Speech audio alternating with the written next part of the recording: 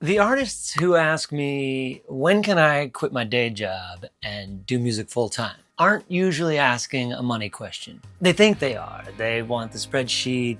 They want to know how much to save, how many revenue streams does it take, how long before all the numbers start to add up. And look, that stuff matters, and we'll get to some of it. But underneath all that is a quieter question that most people don't ask out loud. And it goes something like, am I actually good enough to deserve this? Am I established enough, talented enough, the kind of artist that gets to do this for real? Here's what 30 years has taught me. It's the wrong question. And chasing the right answer to the wrong question will keep you stuck a lot longer than not having enough money in the bank ever will. Now, if you're comfortable and the whole day job thing doesn't bother you that much, well, this probably isn't the video for you. But if you're sitting there doing the work that pays the bills while the thing you actually care about gets all the leftover hours, the leftover energy, the leftover version of yourself, keep watching, because I've been exactly there, more than once.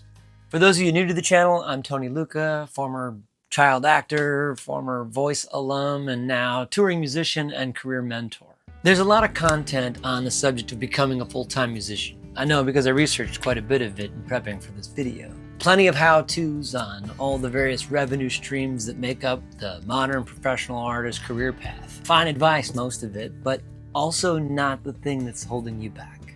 Here's the real obstacle.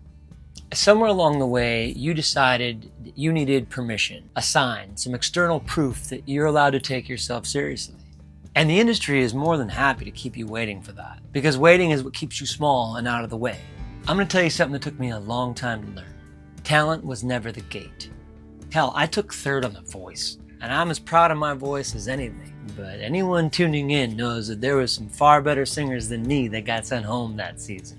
Talent doesn't separate people in this business nearly as much as we think it does. What actually separates people who go on to build a real career from those who stay stuck is whether you can build the infrastructure to the life you want, while others sit around waiting for someone to confirm they deserve it. You don't need to feel ready. You need to start building anyway. Okay, so I was once a working actor, technically speaking. After my time on the Mickey Mouse Club and on the heels of graduating high school, I moved out to Los Angeles to begin chasing the dragon that was having worked professionally on a TV show for 4 years. I went out there with no real goal or agenda. I didn't care if it was acting or music that panned out first. I just knew I was ready for it. And oddly enough, it was acting that wound up working out first. Thanks to my first manager, Joni Burstein, I had a theatrical agent and a commercial agent in no time. In the first year that I was out there, I wound up booking a JCPenney commercial, a Blockbuster ad, even got to work with David Fincher on a really kick-ass Levi's commercial. On the theatrical side, I was cast to play the lead on an Aaron Spelling NBC primetime drama that lasted only one half of one season, thank God.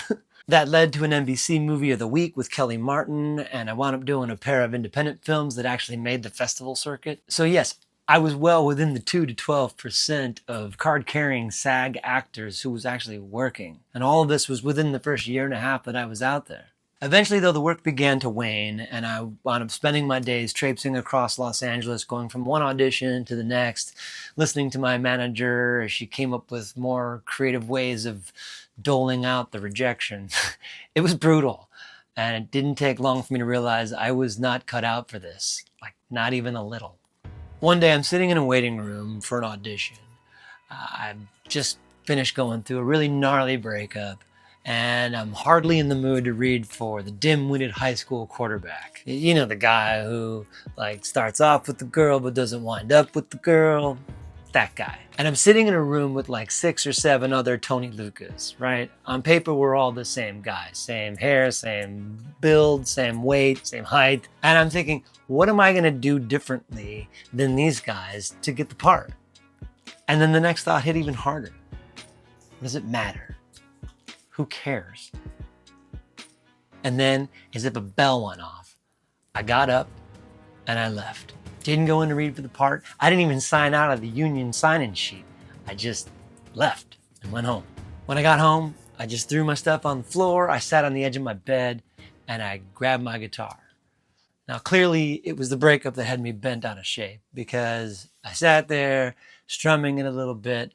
And when I went to open my mouth to sing, I watched the sunset Well, you watch it rise, flame-colored teardrops burning my eyes, is what came out. And so I grabbed a pen and some paper and I wrote the rest of the song in just under an hour. Boom, a brand new song, start to finish in one sitting. I had never done that before. But whatever that just was precisely what I knew I wanted to do for the rest of my life. In 45 minutes, I went from feeling entirely unfulfilled to redefining what fulfillment meant altogether. I called my manager, I told her I was done acting and that I was only going to do music going forward. She was a little more than taken aback. She playfully protested, but then ultimately gave me her love, support, and encouragement. That was huge. So I took my TV money and I spent damn near all of it on my first album. Of course, I spent the rest of my career earning that back. I'm not going to pretend that was always easy or romantic, because it wasn't. But not once did I ever regret not having read for the dim-witted high school quarterback. That decision didn't feel responsible, didn't feel smart. By every practical measure, I had something good, and I walked away from it for something uncertain. But I wasn't chasing certainty. I was chasing the only moment I'd had in months where I felt fully alive. And 30 years later, I still think that was the most honest decision I've ever made. So if you're sitting there in your proverbial waiting room right now, here's what I would tell you to do. Not quit tomorrow, not blow up your life, but to start building quietly on the side, starting this month. 3 things specifically. 1, own your list. Start a mailing list, a small online community. Check out Patreon. Anything that's yours and not rented by some algorithm. Mine started with a pen and a clipboard. It didn't need to be fancy. It just needed to exist. 2, the scary yes. Say yes to something that scares you a little bit, right? Like the unexpected gig, a networking event, maybe writing a song you haven't had the courage to write just yet. Not the leap, just one small step that proves something to nobody else but you. 3, don't wait for miserable. Don't wait for the day job to become so unbearable that you can't stand it. I didn't wait for acting to become miserable.